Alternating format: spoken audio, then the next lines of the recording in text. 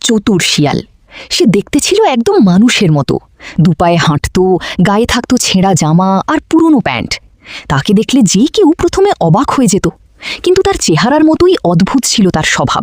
সে ছিল খুবই ধূর্ত।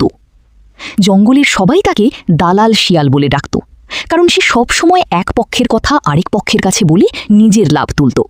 কারো সাথে তার সত্যিকারের বন্ধুত্ব ছিল না, শুধু নিজের স্বার্থই ছিল তার কাছে বড়।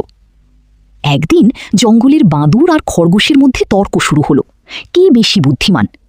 শিয়াল এই সুযোগটা লুফে নিল। সে প্রথমে বাঁদরের কাছে গিয়ে বলল, খরগোশ তোমাকে বোকা বলছে, তুমি শুধু গাছে লাফাতে পারো, মাথা খাটাতে পারো না। বাঁদর রেগে আগুন।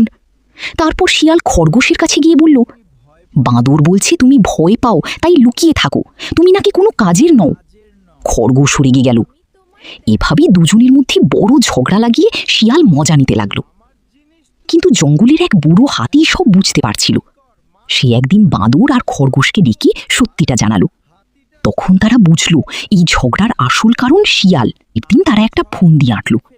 তারা শিয়ালকে বলল, আমরা ঝগড়া মিটিয়ে ফেলেছি, এখন আমরা একসাথে ফল ভাগ করব। তুমি এসো, আমরা তোমাকে। আজ আমরা শিখেছি, যারা অন্যকে ঠকায় তাদের জঙ্গলে থাকার অধিকার নেই। ঠিক বলেছেন, আমরা সবাই এই শিক্ষা গ্রহণ করেছি। এখন সবাই মিলে শিয়ালকে জঙ্গল থেকে তাড়িয়ে দিল। শিয়াল তখন বুঝল তার ধূর্ততা তাকে শেষ পর্যন্ত একা করে দিল।